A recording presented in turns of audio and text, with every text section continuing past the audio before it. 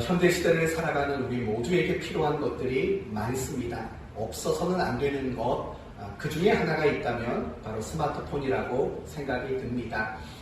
이 스마트폰 하나면 사실은 거의 모든 일을 할 수 있는 것 같아요.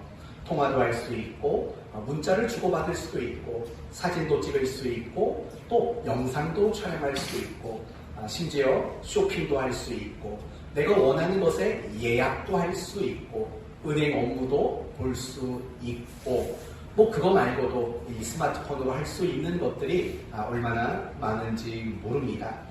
그래서인지 우리가 하루를 살아가는 가운데 내 곁에 가장 가까이 두고 사는 것이 있다면 그게 또 스마트폰인 것 같습니다. 그렇게 하루를 마치면 우리는 집에 들어와서 하는 일이 있습니다. 이 스마트폰을 재충전하는 일입니다. 우리가 충전하지 않으면 그 다음날 그 스마트폰을 사용할 수 없기 때문입니다. 무용지물이 되기 때문인 거죠. 그래서 우리는 꼭 하루 일과를 마치면 스마트폰을 충전하게 됩니다.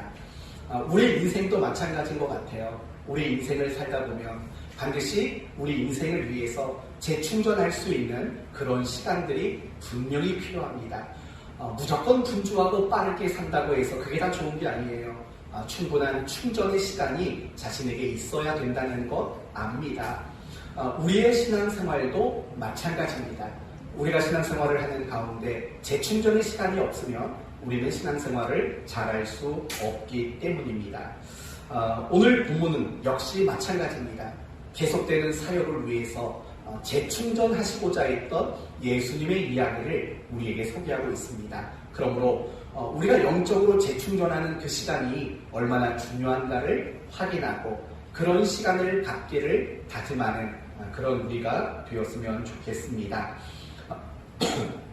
우리는 계속해서 예수님이 가버나움에서 사역하셨던 일들을 보고 있습니다. 먼저 예수님은 회당에서 사람들을 권위 있는 말씀으로 가르치셨습니다. 병든 자를 고치셨고 귀신 들린 자들을 예수님이 쫓아주셨습니다. 그렇게 예수님은 밤을 지새우셨습니다. 그리고 오늘 본문 42절을 보면 날이 밝음에 라고 말을 합니다. 이제 새벽을 이야기하는 겁니다. 날이 밝음에 예수님이 한적한 곳, 인적이 드문 곳으로 예수님은 가셨습니다. 그런데 무리들이 또 한적한 곳에 계시는 예수님을 찾아왔습니다. 그리고 예수님에게 이렇게 부탁을 합니다.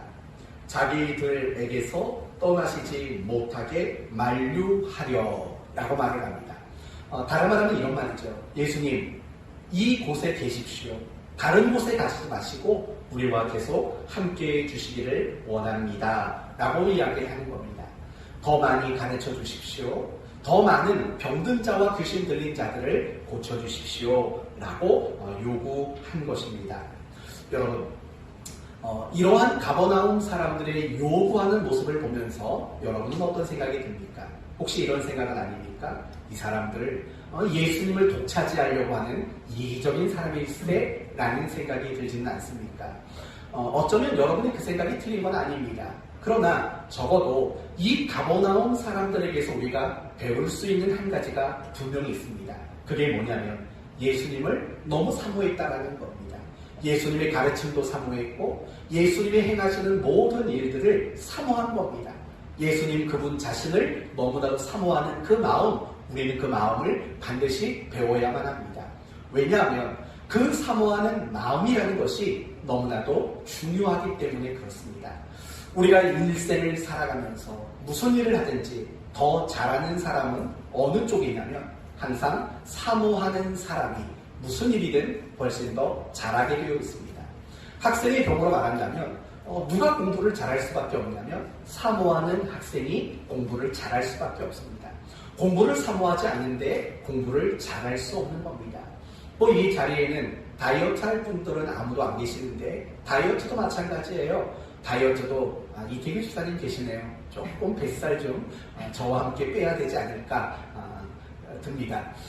여하튼 다이어트도 마찬가지예요. 사모하는 마음, 그런 마음이 있어야 다이어트를 더 잘할 수 있게 되는 겁니다. 뿐만 아니라 건강과 운동의 문제도 마찬가지예요. 내 건강을 사모하는 마음, 그런 마음이 있어야 우리는 더 열심히 잘할 수 있게 되는 거예요. 아마도 세상의 모든 일들이 마찬가지인 것 같아요. 어떤 일이든 어떤 분야이든지 간에 사모하는 마음을 가지고 그 일을 하는 사람은 그렇지 못한 사람들보다 더 열심히 할 수 있는 거고 더 잘할 수 있게 되는 결과를 맞게 되는 것은 너무나도 당연한 일이라고 생각합니다. 그런데 여러분, 이렇게 사모하는 마음이 중요한 것은 세상 일만은 아니에요. 우리의 신앙생활도 역시 마찬가지라는 것을 알아야 돼요. 사모하는 마음이 있어야 우리는 신앙생활을 잘할 수 있게 되는 거예요. 예를 들어 볼게요. 사모하는 마음이 없는데 예배에 나올 수 있겠습니까? 또는 사모하는 마음이 없는데 예배가 집중이 될 수 있겠습니까? 사실은 예배 시간에 집중하고 못하고의 문제는요, 사모함의 차이인 거예요. 정말 사모하는 것, 그런 마음을 가지고 예배를 드리면 우리는 예배를 더 온전하게, 더 잘 드릴 수 있게 되는 거예요. 여러분, 말씀에 대해서 사모하는 사람과 말씀을 사모하지 않는 사람은 말씀에 대해서 분명히 차이가 있을 수밖에 없어요. 말씀을 사모하는 사람은 매일매일마다 성경을 읽고 펼쳐서 묵상하는 일을 하게 될 거예요. 그러나 말씀을 사모하지 않으면 성경을 보는 일이 여간 힘겨운 일일 수밖에 없어요. 기도하는 일도 마찬가지예요. 기도를 사모하는 사람은 어찌됐든 간에 매일매일 기도를 하게 되어 있어요. 그러나 기도를 사모하는 마음이 없는 성도들은요, 기도하는 것이 사실은 어려운 영역에 속할 수밖에 없는 거예요.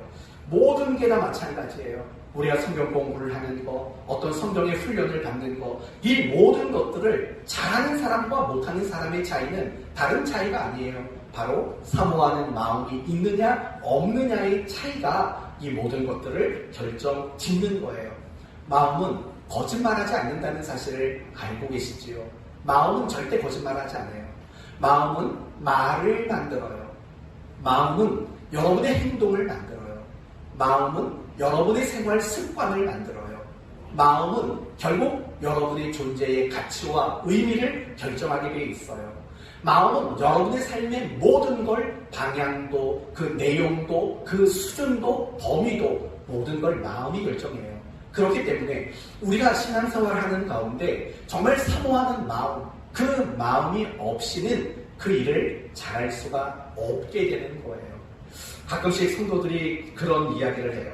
목사님, 지난주에는 예배를 올까 말까 갈등이 들었어요 라고 말하는 성도들이 있어요. 그럼 물어봅시다. 왜 예배를 갈까 말까 갈등이 될까요? 이유는 하나인 거죠. 그 예배를 사모하는 마음이 없었기 때문이에요. 만약에 내가 그 예배를 사모하는 마음이 있었다면 우리는 그 예배를 갈등할 이유가 없는 거죠. 무슨 갈등이 들겠냐고요. 사모하는데, 너무 그립고 너무 좋은데 그 예배를 왜 사모하게 되겠냐고요. 또 종종 성도들은 이런 말을 해요. 목사님, 신앙생활에 열심히 안 생겨요. 열심히 해볼 마음이 없어요. 왜 그럴까요? 라고 물어요. 이유는 간단한 거예요. 신앙생활에 대한 사모하는 마음, 그 마음이 없기 때문에 신앙생활이 어렵게 느껴질 수밖에 없는 거예요. 마치 이런 것 같아요. 하기 싫은 공부하라는 그 학생의 마음과 같은 거겠죠. 공부는 너무 하기 싫어요. 근데 자꾸 공부하래요. 고욕이지요. 사모하는 마음이 없으면 그런 고욕이 드는 거예요. 아니면 또는 이런 거죠. 내가 사랑하지 않는 사람과 결혼해서 사는 것과 똑같은 거예요.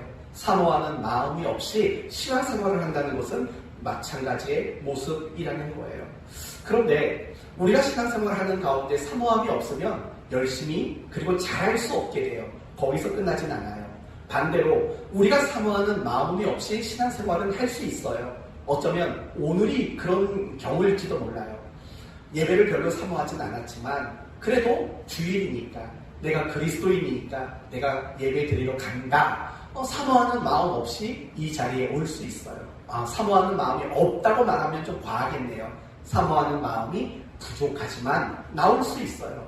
나머지 모든 신앙 행위도 사모하는 마음이 부족하지만 할 수 있어요. 그런데 중요한 건 뭐냐면 신앙이 성장하지는 않아요. 사모하는 마음 없이 예배 나오고, 사모하는 마음 없이 설교 듣고, 사모하는 마음 없이 우리가 다른 어떤 신앙의 내용들을 하게 될 때에는요, 그것이 나의 신앙을 성장시키는 일, 그 일은 하지 못한다라는 거예요. 여러분에게 물어볼게요. 여러분은 신앙생활을 몇 년 하셨습니까? 하나만 더 물어볼게요. 여러분은 신앙생활을 한 것만큼 신앙이 성장하셨습니까? 이 질문 앞에 여러분의 대답은 무엇입니까? 맞습니다. 내가 신앙생활 한 것만큼 나는 잘 성장했습니다. 이렇게 답하시겠어요? 아니요. 저는 신앙생활을 20년, 30년, 40년을 했지만 그만큼 성장하지 못한 것 같습니다. 라고 대답하시겠습니까? 그렇다면 여러분이 그런 대답을 할 수밖에 없었던 이유는 뭘까요? 여러분이 신앙생활을 오래 했음에도 불구하고 여러분의 신앙이 계속해서 성장하지 못한 이유는 과연 무엇일까요? 바로 그것에 대한 대답도 사모하는 마음이 없기 때문이다 라고 할 수 있는 거예요. 우리는요, 신앙생활을 나름대로 할 만큼 했다고요. 예배 드릴 만큼 드렸고, 교회에서 봉사와 수고 할 만큼 했어요. 성경도 배울 만큼 배웠고, 기도도 해볼 만큼 했어요. 그런데도 불구하고 우리가 신앙이 꾸준히 성장해 나가지 못했다면 그건 다른 어떤 이유가 아니에요. 여러분이 IQ가 안 좋아서도 아니고, 여러분이 머리가 나빠서도 아니에요. 그건 여러분이 사모하는 마음 없이 그 일에 여러분이 임했기 때문이라고 밖에는 말할 수 없는 거예요. 예배는 나왔지만 형식과 습관으로 나온 거예요. 가끔씩 집에서 성경책을 펼쳐 읽고 가끔씩 기도는 하지만 사모하는 마음이 묻어나지 않은 채 성경을 펼친 거고 기도에 임했기 때문인 거예요. 그래서 신앙의 연수는 오래되었지만 그만큼 우리가 신앙이 성장하지 못하게 된 거예요. 그러나 반대로 비록 신앙의 연수가 짧을지라도 신앙이 잘 성장하는 사람들이 분명히 있어요. 무조건 신앙의 연수가 길다고 좋은 건 아니에요. 긴 만큼 성장하는 건 아니라고요. 예를 들면 사도행전 1장에서 8장까지 나오는 초대교회, 예루살렘 교회가 정식 명칭이죠. 이 예루살렘 교회를 보면은요, 그들은 굉장히 놀라운 신앙의 성장을 보게 돼요. 예를 들면 목숨을 걸고 복음을 전해요. 분명히 당시 지도자들은요, 예수의 이름으로 아무것도 말하지 말라고 뭐랬죠? 그렇게 하지 말라고 엄포를 놨다고요. 위협을 했다고요. 그런데도 불구하고 당시 예루살렘 교회 성도들은, 사도들은 목숨을 내놓고 복음을 전했다고요. 스데반 집사님을 보세요. 예수 그리스도를 전하다가 돌 맞아 죽었다고요. 분명히 그런 위협을 받았음에도 불구하고 많은 분들이 복음을 전할 때 목숨을 걸고 했다고요. 어디 그뿐만이에요. 자기 재산을 팔아서 가난한 자라들에게 나누어 줬다고요. 제가 일부 예배 때 물어봤어요. 여러분 재산이 얼마나 있습니까? 재산이 궁금해서 물어본 건 아니고요. 그리고 이렇게 물어봤어요. 여러분 재산 중에 30%든 50%든 가난한 사람들을 위해서 나눠줄 수 있겠습니까? 라고 물었다고요. 대답은 뭐였을까요? 대답은 아무도 없었지요. 여러분에게 한번 똑같이 물어볼까요? 우리 이태기 집사님, 재산의 절반을 가난한 사람들에게 나눠줄 수 있겠습니까? 모자가 좀 삐딱하게 썼어요. 네, 어때요? 재산의 절반을 가난한 사람에게 나눠줄 수 있겠습니까? 재무부 장관에게 물어볼게요. 김효선 집사님, 재산의 절반 나눠줄 수 있겠습니까? 예. 죄송합니다. 뭐예요 또? 이게 만만치 않은 일이라고요. 저한테 만약에 물어봐도 저도 딴 데만 쳐다볼 것 같아요. 재산의 반을 나눠준다? 아니면 반은 아니더라도 뭐 10%, 20%를 나눠준다? 이게 쉬운 일은 아니잖아요. 그런데 예루살렘 교회 성도들은요, 자신의 재산을 팔아서 가난한 자들에게 나누어주는 이런 일들을 그들이 분명히 했다고요. 서로를 자신의 몸처럼 아끼고 사랑해주는 일도 그들은 잘 해냈어요. 얼마나 그들에게 신앙의 열심과 열정이 대단했는지 몰라요. 그런데 그런 가운데 얼마나 미움도 받고 얼마나 많은 박해를 당했는지도 알아요. 그런 상황 속에서도 그들의 신앙의 모습은 참 정금처럼 빛나고 참 우리가 본받아야 할 귀감이 될 만한 그런 신앙의 모습을 그들은 갖추고 있었다고요. 그러면 이런 생각을 해봐야죠. 그렇다면 그 예루살렘 교회의 성도들은 예수를 믿은 지 한 수십 년, 수백 년 됐을까요? 가만히 생각해보면 그렇지 않다고요. 그들이 예수 그리스도를 구주로 영접한 것, 그것은 짧게 잡으면 3년이고 길게 잡아야 10년이 넘어가지 않아요. 이렇게 말하는 건 얼렁뚱땅하는 얘기가 아니에요.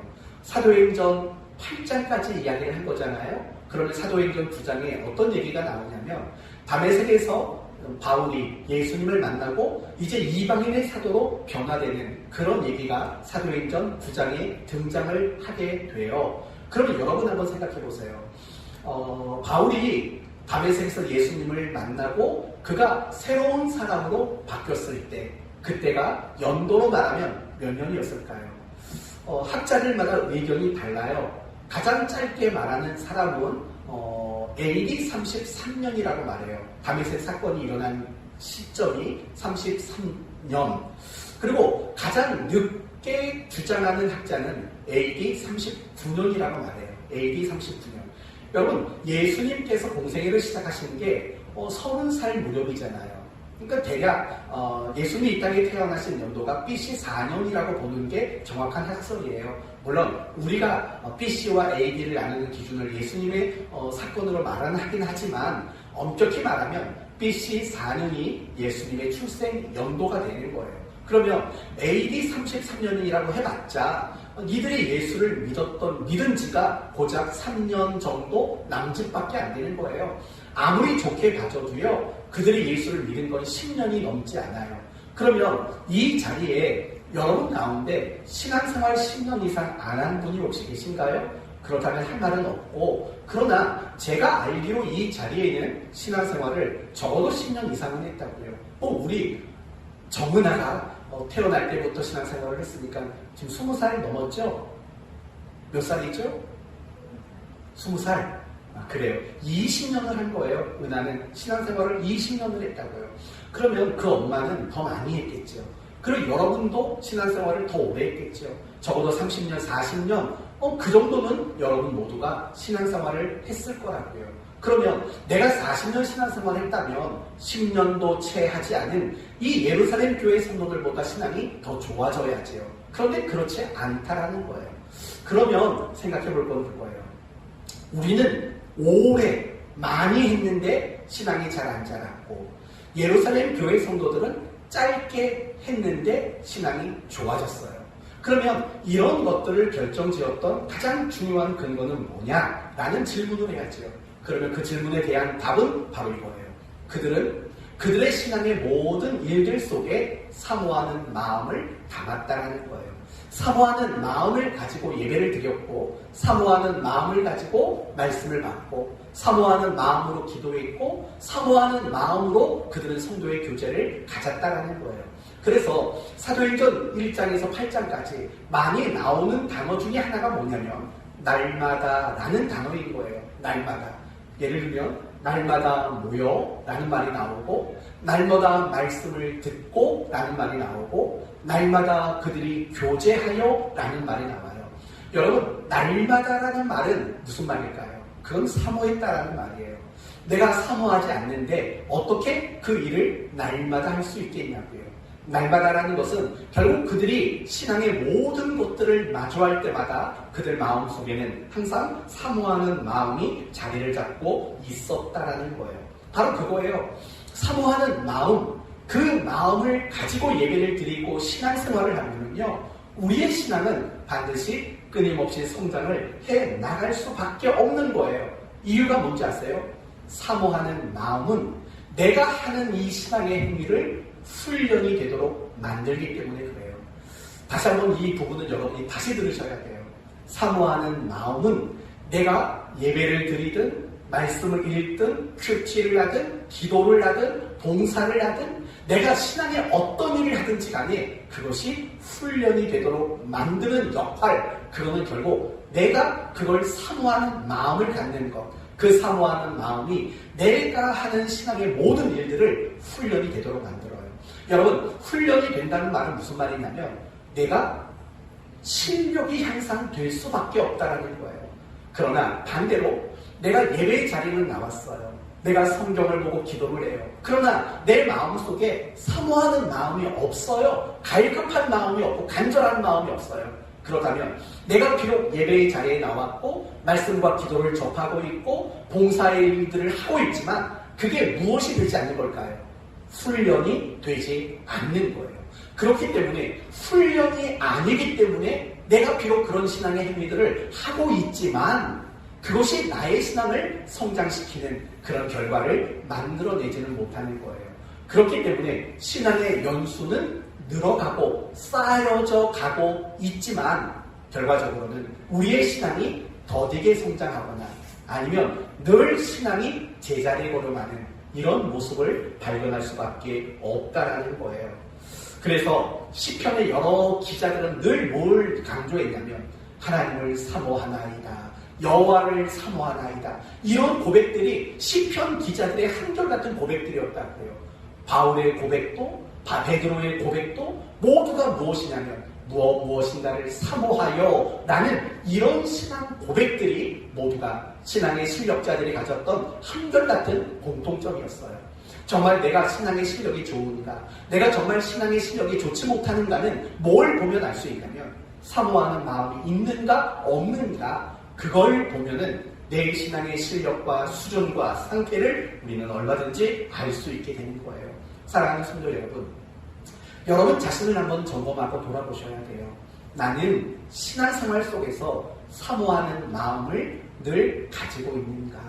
오늘 이 예배의 자리에 나올 때 이 예배를 사모하는 마음, 말씀을 사모하는 마음, 하나님이 은혜 베풀어 주실 것을 사모하는 마음, 그런 식의 마음을 가지고 내가 지금 이 자리에 앉아 있는지, 내가 말씀을 들을 때 정말 사모하는 마음으로 말씀을 듣고 있는지, 아니면 듣고 있는 척은 하지만 머릿속에 다른 걸 생각하고 있는 건 아닌지, 다른 계획을 가지고 있는 건 아닌지, 예배 끝나면 어디 가서 뭘 먹고 뭐 이런 계획을 지금 하고 있는 건 아닌지, 예배 빨리 끝냈고 아니면 목사님이 오늘은 예배를 몇 시에 끝날까, 아래층에서 공사를 할까, 교회 오다 보니까 이상한 차가 서 있던데 공사하는 거 아닐까, 지금 계속 그런 생각을 하고 말씀을 듣는다면 그게 우리의 신앙에 유익을 가져다 주지는 못한다는 거예요.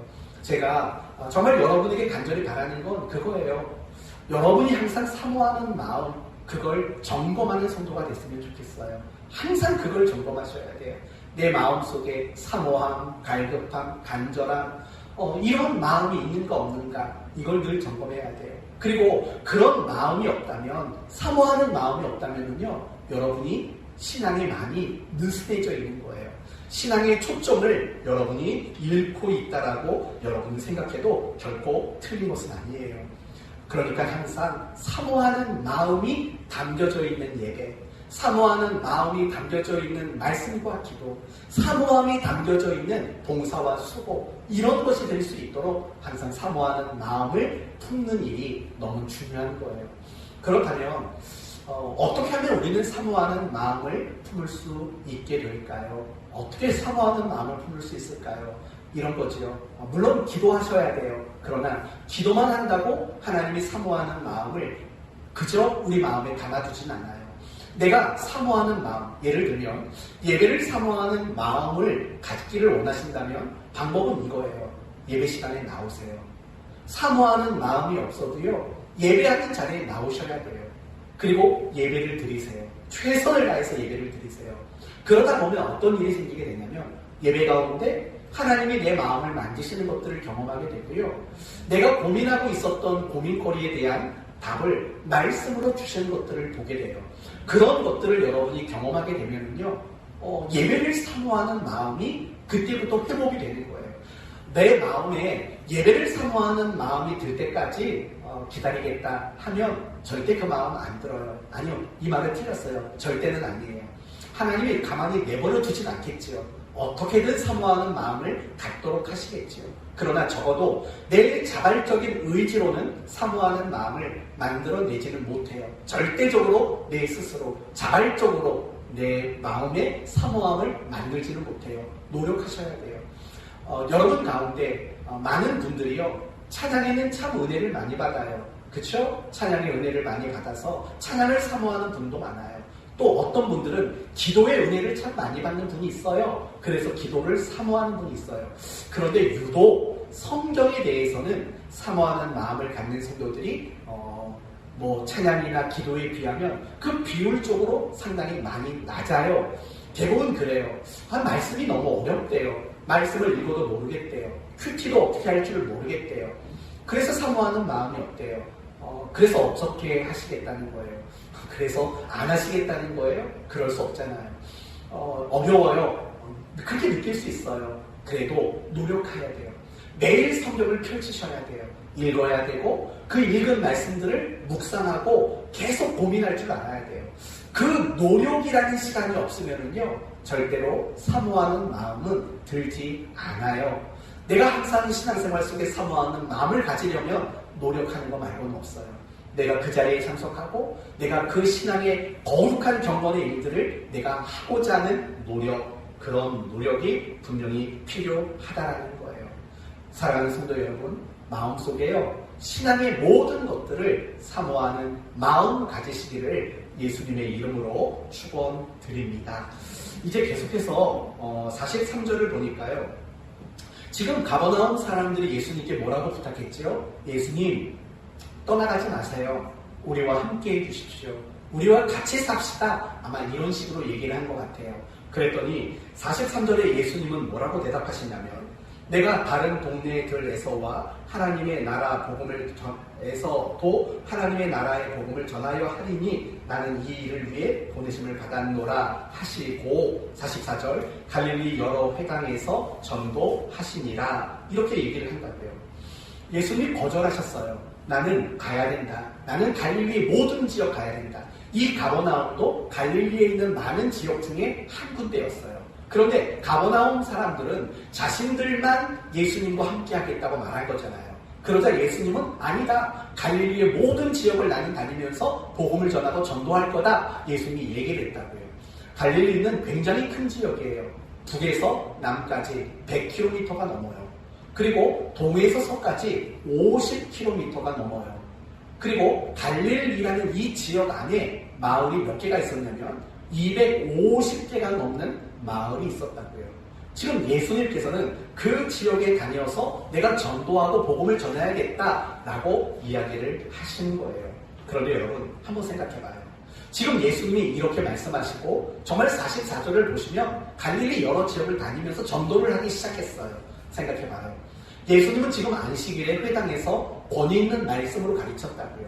그리고 베드로의 장로의 집에 가서 열병을 고치셨고 많은 병제자들을 고치셨고 귀신 들린 자를 쫓으셨어요. 그렇게 하다가 보니까 날이 어떻게 됐죠? 밝았다고요. 날이 밝았다고요. 이 말은 무슨 말이에요? 예수님은 전날부터 날이 밝을 때까지 잠시도 쉬지 못했다라는 거예요. 그리고 도리어 잠도 자지 못했다라는 거예요. 얼마나 피곤한 그런 상태겠어요.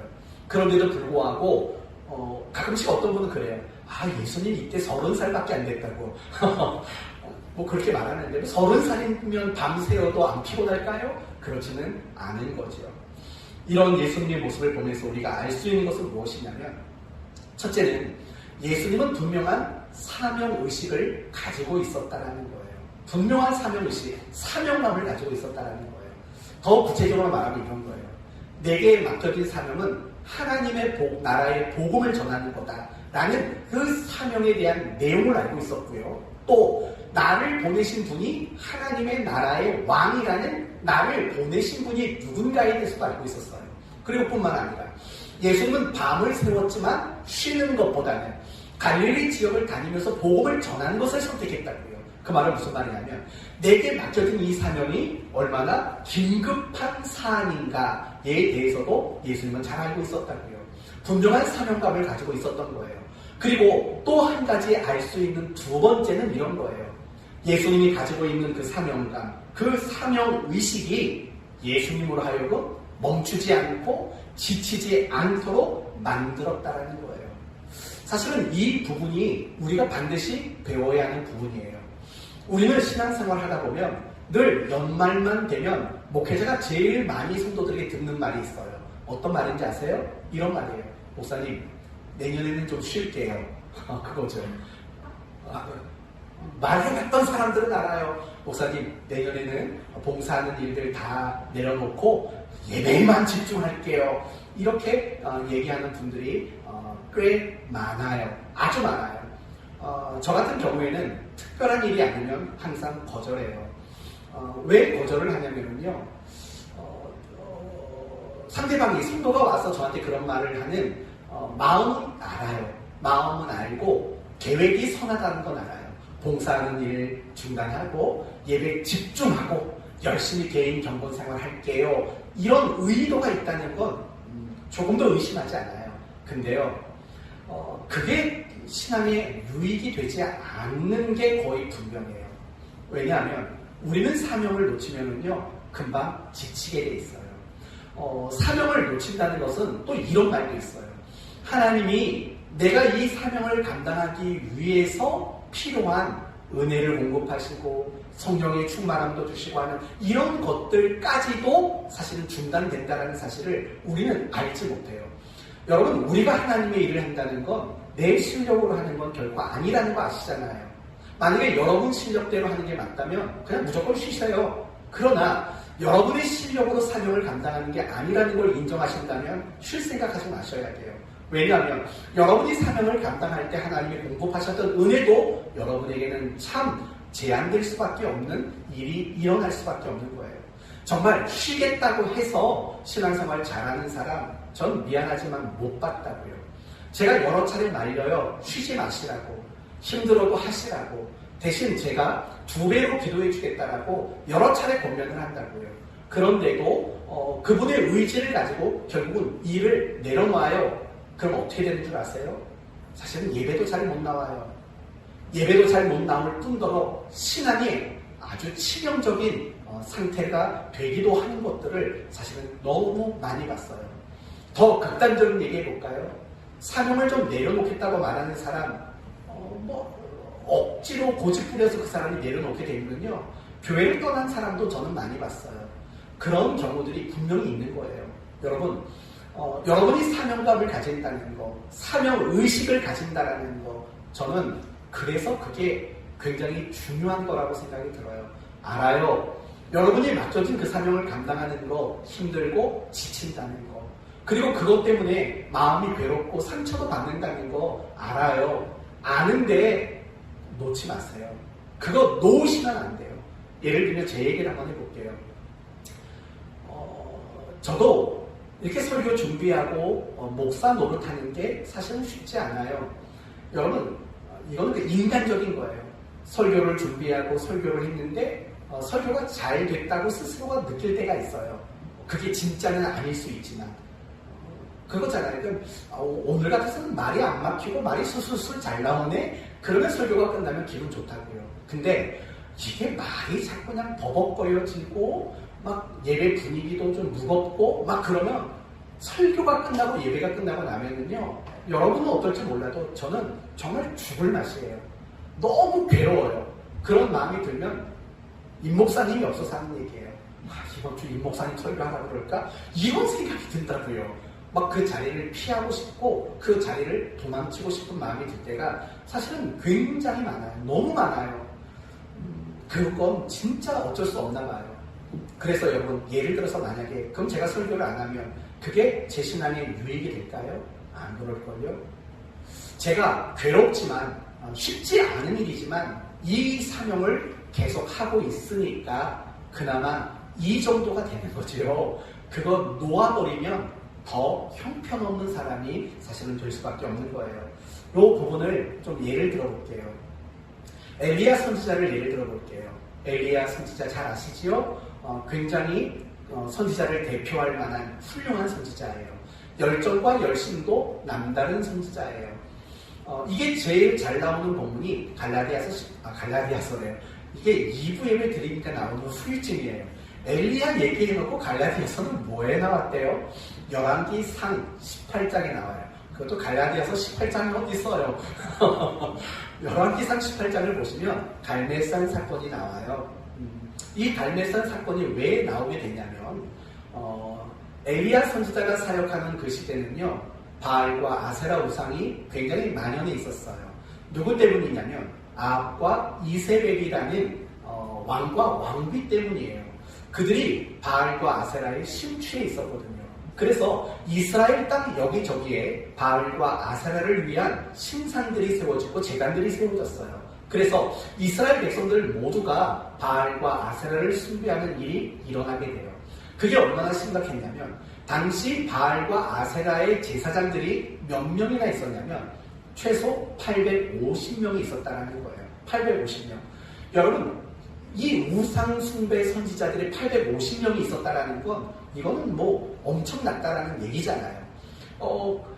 이 엘리야가 아합 왕을 야단을 치면서 그럼 이렇게 제안을 합니다. 그러면 당신들이 그렇게 심취해 있는 바알과 아세라와 하나님 중에 누가 참 신인가를 한번 대결해 봅시다 라고 제안을 해요. 그 제안이 만들어진 결과물이 갈멜산이에요. 양쪽 다 제단을 쌓아놓고 이렇게 말을 하죠. 하늘에서 먼저 불이 내려와 재물을 태우는 쪽이 참신입니다 라는 조건을 걸고 영적 대결을 벌인다고요. 그리고 그 대결에서 결국 누가 이기냐면 엘리야 선지자가 이기게 돼요. 그러자 엘리야가 아합에게 말하죠. 이제 알겠소? 하나님만이 참 하나님이시오. 그러면서 바알과 아세라 선지자 850명을 모두 그 갈멜산에서 죽여버려요. 그리고 닫혀있던 하늘의 문을 기도를 해서 비가 내리도록 만들었다고요. 그런데 850명의 이방 선지자가 죽었더니 아합 왕이 그때 화가 치밀어 오른 거예요. 왜냐하면 되게 아끼고 사랑했던 사람들이잖아요. 그래서 뭐라고 말하냐면 가서 저놈의 엘리야를 당장 죽여라 라고 아합 왕이 명령을 내려요. 그 말을 듣고 엘리야는 브엘세바로 도망을 가요. 근데 거기서부터 엘리야가 딴 사람이 되기 시작해요. 지금까지는 용맹한 사람이었었잖아요. 열정과 열심이 남다른 사람이었잖아요. 왕에게 가서 책망하고 꾸중한 사람이잖아요. 그런데 그가 브엘세바로 갔을 때 어떤 일이 일어나냐면 이렇게 말을 해요. 하나님, 나만 남았나이다 라고 하나님께 원망을 하는 사람이 되고 말아요. 그게 다가 아니에요. 아합 왕을 굉장히 두려워하는 겁쟁이로 전락하게 돼요. 그리고 뿐만 아니라 이 엘리야가 하나님께 뭐라고 말하냐면 하나님, 차라리 저희를 좀 죽여주십시오. 날 좀 죽여주십시오 라고 말을 한다고요. 한마디로 말하면 우울증 환자가 돼요. 정신과 의사가 이 엘리야가 했던 이 성경의 내용들을 읽어보고 뭐라고 말한 줄 아세요? 이렇게 판단을 내렸어요. 심각한 우울증입니다. 네, 정말 그래요. 심각한 우울증을 가진 사람의 특징을 이 엘리야가 모두 가지고 있었어요. 너무 무기력한 사람이 되고 말았던 거예요. 그럼 여러분, 엘리야가 갈멜산 사건 이전의 모습과 이후의 모습이 너무 많이 다르다는 건 아시겠죠? 앞에서의 모습은 용맹하고 열심과 열정이 있었던 사람인데 그 사건 이후의 엘리야의 모습은 심각한 우울증 환자였고 굉장히 무기력한 사람으로 전락하고 말았어요. 왜 그렇게 무기력하게 전락했을까요? 피곤했기 때문일까요? 너무 지쳤기 때문일까요? 그렇지 않습니다. 열왕기상 19장을 보시면 그런 엘리야에게 하나님은 천사를 보내요. 그리고 천사로 하여금 이런 행동을 하게 만들어요. 엘리야를 어루만지게 했다라고 말해요. 안마해줬다는 얘기예요. 그리고 이 천사가 때마다 엘리야를 위해서 먹을 떡과 마실 물을 갖다 줘요. 그걸 계속 공급을 해요. 그럼 엘리야는 어떻게 했는 줄 아세요? 그걸 먹고 마신 다음에 또 자요. 그 일어나면 또 갖다 주면 또 먹어요. 그런 식으로 며칠을 먹고 자고 먹고 자고 여러분 얼마나 잘 쉬었겠냐고요. 그런데도 불구하고 우울증은 치료가 되지 않았고 그 무기력함은 사실은 해결이 되지 않았어요. 그런데 얼마 후에 엘리야는 그 모든 무기력증에서 회복이 된다고요. 다시 아합 왕을 찾아가가지고 당신 잘못했소 라고 이 아합 왕을 책망하고 꾸중하는 사역을 하게 돼요. 어떻게 또 이렇게 바뀌었을까요? 그 중간에 도대체 무슨 일이 있었을까요? 바로 이런 일이 있었어요. 하나님이 엘리야에게 이런 지시를 하여요. 다메섹에 가서 하사엘이라는 사람을 아람 나라의 왕으로 임명해라. 그리고 이스라엘로 가서 예후를 이스라엘 나라의 왕으로 임명해라. 그리고 엘리사를 너의 수계자로 임명해라 라는 이런 하나님의 사명이 새롭게 주어진 거예요. 그 사명을 받았던 엘리야는 갈멜산 사건 이전의 모습으로 다시 회복이 된 거예요. 결국 여러분에게 강조하고자 하는 것이 뭐냐면요, 사명이 있었을 때의 엘리야와 사명이 없었을 때의 엘리야가 다르다는 걸 말하는 거예요. 갈멜산에서 영적 전쟁 다 치웠어요. 더 이상 사명이 없어요. 3년 6개월 동안 가뭄이 어서 비가 안 내렸어요. 비를 내리게 했어요. 더 이상 할 일이 없는 거예요. 더 이상 사명으로 붙들고 사명으로 가져야 할 목표가 엘리야에게는 없었다고요. 그랬더니 그렇게 급격하게 무너지게 된 거예요. 심각한 우울증 환자가 됐고 무기력한 사람으로 무너지고 말았다라는 거예요. 그러나 그런 그였지만 다시 사명을 붙잡았을 때 이전의 모습으로 그가 급격히 회복되는 거, 그걸 그가 경험하게 되었다라는 거예요. 아시겠어요? 우리가 사명을 가지는 거, 사명감을 갖고 살아가는 거, 그거 너무 중요한 거예요. 여러분, 바울이라는 사람, 그가 다메섹에서 예수님을 만난 이후로 죽을 때까지, 순교할 때까지 끊임없이, 변함없이 열정을 가졌다는 거, 잘 감당하고 충성했던 사람이라는 거 아시잖아요. 그럴 수밖에 없었지요. 왜요? 그는 평생 동안 사명의식을 잃지 않았으니까. 사도행전 20장 24절에 나의 달려갈 길과 주 예수께 받은 사명, 하나님의 은혜의 복음을 전하는 일에는 나의 생명을 조금도 귀한 것으로 여기지 아니하노라. 이게 사도행전 20장 24절 말씀이에요. 여러분, 이거는 뭐냐면 결국 바울은 하나님 앞에 평생 붙들고 있는 사명의식이 그에게 분명히 있었다라고 말할 수 있다는 거예요. 사랑하는 성도 여러분, 사명이 있느냐 없느냐, 사명감이 있느냐 없느냐, 사명의식을 품었느냐 품지 않았느냐는 우리 그리스도인의 모습을 확연히 다르게 만들 수 있다는 거예요. 사명의식을 가지고 사명감을 가지고 사는 사람은요, 항상 생명력이 있고 생동감이 있고 항상 열정적이고 항상 열심히 있을 수밖에 없어요. 그러나 그 어떤 사명의식도 가지고 있지 않는다면 사실은 우리의 신앙은 너무 무기력해질 수밖에 없는 거예요. 그리고 신앙은 실패할 수밖에. 우리가 인생을 살다 보면은요, 이런 분들이 계세요. 아무런 의욕이 없어요. 이것도 저것도 하고 싶은 마음이 안 드는, 의욕이 들지 않는 분이 있어요. 그리고 때로는 극심한 피로감에 빠질 때도 있어요. 자기 진단을 해보세요. 나는 의욕이 있는지, 사는데 의욕이 있는지 없는지, 또 나는 너무 지나친 피로감을 느끼며 살고 있지는 않은지, 내가 현실에 대한 어떤 회의감에 빠져 있지는 않는지, 또 내가 좀 부정적인 생각이 많이 들고 부정적인 감정이 많이 있지는 않은지 생각해 보세요. 또 뭘 해도 즐겁지가 않은지, 뭘 해도 활기가 없지는 않은지, 그래서 하루하루 그저 버티며 살고 있는 건 아닌지 생각을 해 보세요. 사실은 그런 분들이 의외로 많아요. 그런데 신앙생활을 하는 분들 가운데서도, 신앙 안에서도 그런 분들이 있어요. 내가 신앙생활을 열심히 잘해보겠다, 이런 의욕조차 없는 분이 계세요. 그리고 신앙생활하는 것, 예배 나가는 것도 귀찮고, 성경을 보는 것도 귀찮고, 성경 공부하는 것도 귀찮고, 뭐 그런 귀찮음을 느끼는 것, 부정적인 생각, 회의감 드는 경우, 그리고 마지못해서 신앙생활하는 경우, 만약에 이런 경우도 있는 분이 많이 있는데, 만약에 그렇다면 왜 그럴까 고민해 보셔야 돼요. 결국 이 모든 원인들은 다 하나인 거예요. 세상 사람의 경우에는 무기력하고 활기가 없고 의욕이 없고 부정적이고 뭐 이런 식의 회의적인 마음이 드는 이유는 그들 입장에서는 그들에게 목표가 없기 때문인 거예요. 그리고 우리의 신앙생활 속에서 이야기를 해본다면, 내가 무기력하게 마지못해 신앙생활을 한다면 그 원인은 뭐냐면요, 사명감이 없어서 그래요.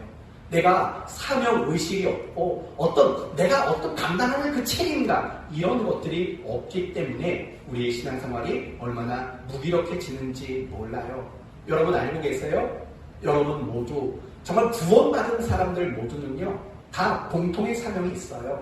하나님 나라라는 사명이 우리 모두에게 있다고요. 그리고 우리 각각에도 하나님이 세부적으로 맡기신, 어떤 사람은 찬양 인도, 어떤 사람은 피아노, 아까 우리 사모님 피아노 칠 때 너무 궁금한 게 있어요. 우리 사모님 이거 피아노 칠 때요. 이거 하는 거 있죠. 이거 되게 싫어하는 사람이에요.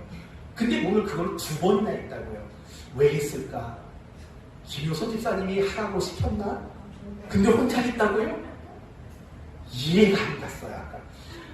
저도 이렇게 반주법을 조금 할 줄 알아요. 하다가 뭐 요걸 한번 딱 하면 우리 딸도 막 와서 이걸 해요. 따르르 하는 거 있잖아요. 사모님은 그걸 되게 싫어한다고요. 피아노를 전공해서 그랬는지 아무튼 그걸 싫어해요. 근데 본인이 그걸 2번이나 했어요. 네, 본인이 오늘 그걸 2번이나 했다고요. 여하튼 뭐냐면 미안하고 그런 사명의식, 그런 책임감 각각 다 달라요. 어떤 사람은 반주자, 어떤 사람은 찬양 인도자, 어떤 사람은 베이스.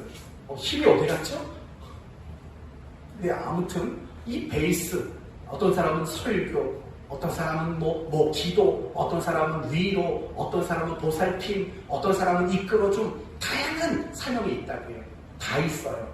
이 자리에 있는 여러분 모두 연세 많으신 우리 권사님들이나 아니면 우리 젊은 청년이나 아니면 우리 좀 젊은 세대들 모두에게요 다 사명이라는 게 있어요. 분명히 있다고요. 그런 걸 생각해 보셔야 돼요. 교회 안에서도 각각 맡겨진 사명이 있죠.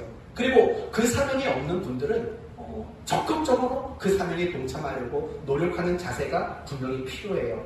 그렇지 않으면 신앙은 금방 탈진해요. 신앙은 의욕이 없어져요. 신앙에 의욕이 없어져요.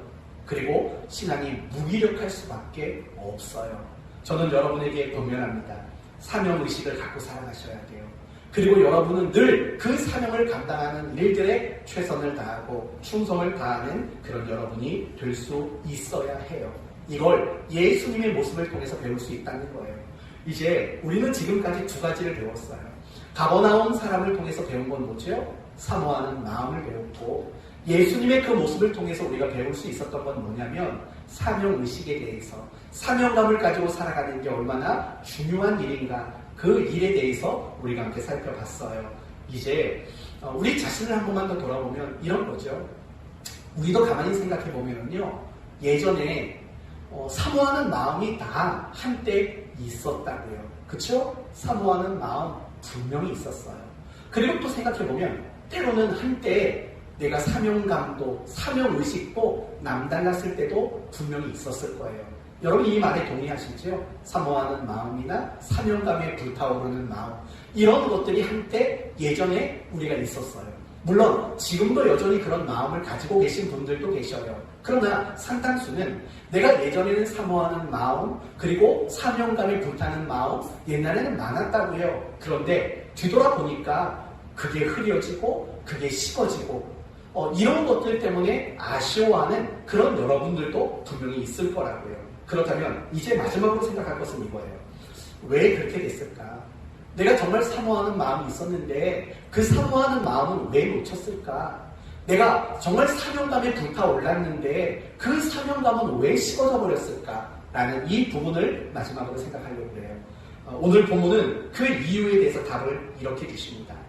여러분의 삶에 한적한 곳이 없었기 때문이다 라고 답을 우리에게 주고 있어요.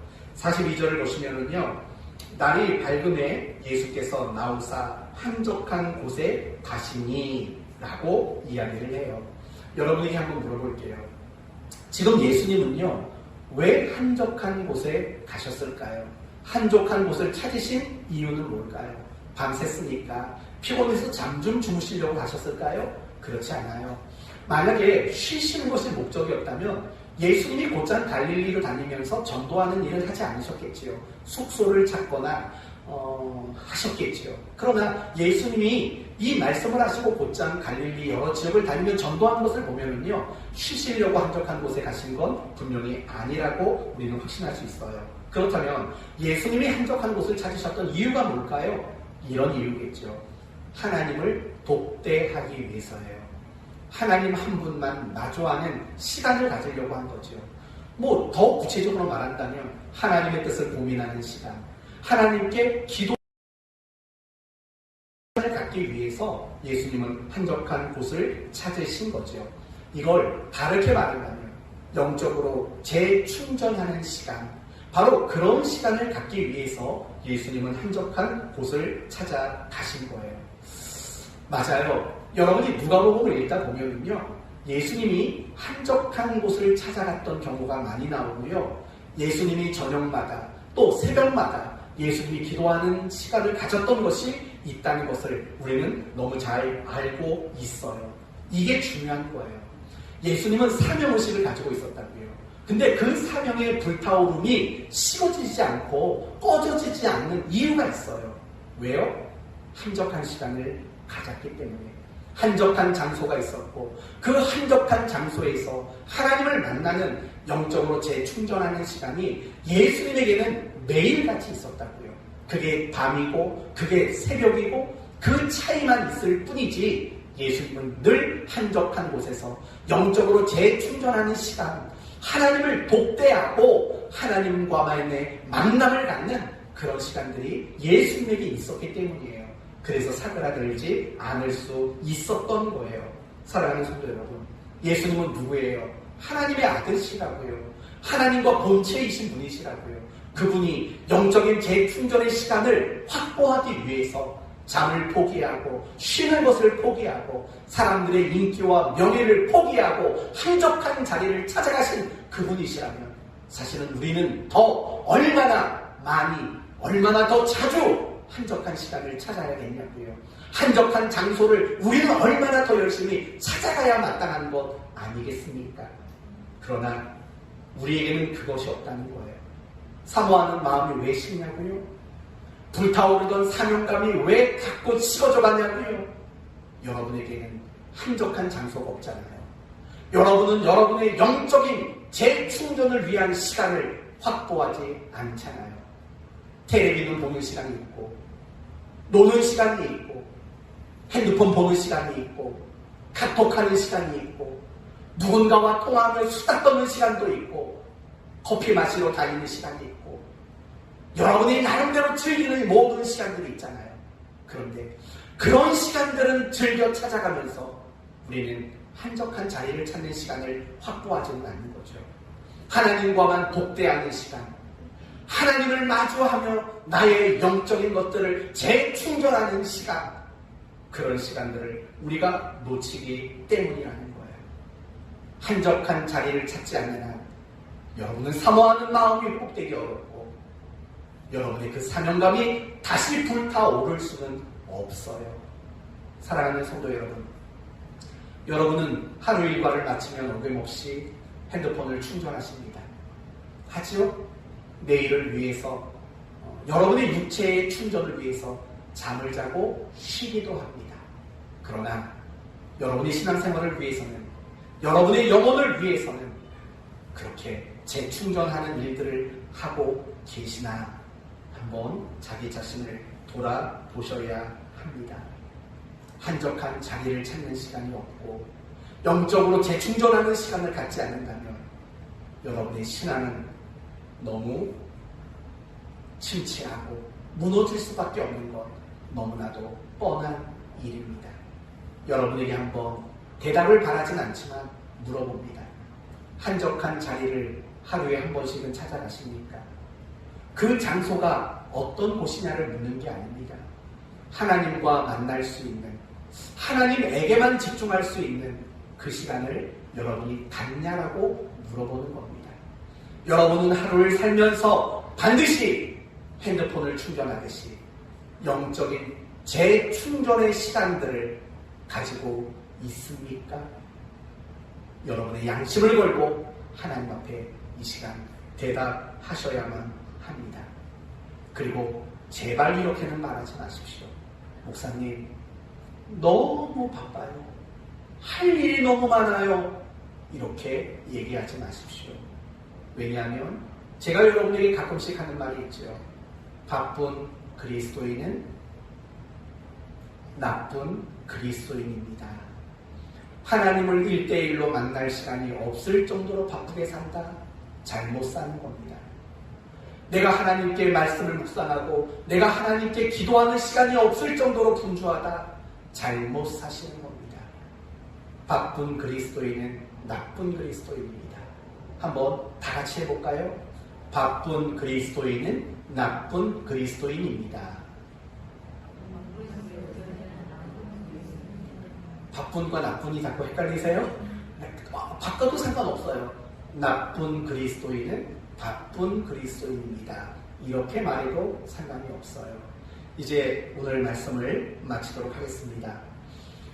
우리가 신앙생활을 하는 가운데 꼭 가져야 되는 거, 오늘 사실은 두 가지를 여러분에게 설명한 거예요. 첫째는 뭐라고요? 사모하는 마음. 사모하는 마음은 우리가 하는 신앙생활을 훈련이 되게 만들어서 우리의 신앙이 성장하도록 만들기 때문이에요. 항상 뭘 하든지 그 속에 사모하는 마음을 담으셔야 돼요. 그리고 또 한 가지는 무엇이죠? 사명감, 사명의식을 가져야 돼요. 이 사명감이란 우리를 지치지 않게 하고 우리를 침체하지 않게 하고 우리를 무기력하지 않도록 만드는 근거가 사명감이기 때문에 그래요. 그러나 우리가 원하진 않지만 이 사모하는 마음이나 이 사명의식이 식어지고 흐려질 때가 있어요. 이유가 뭐라고요? 무엇을 찾아가지 않기 때문에? 한적한 자리를 찾지 않기 때문에.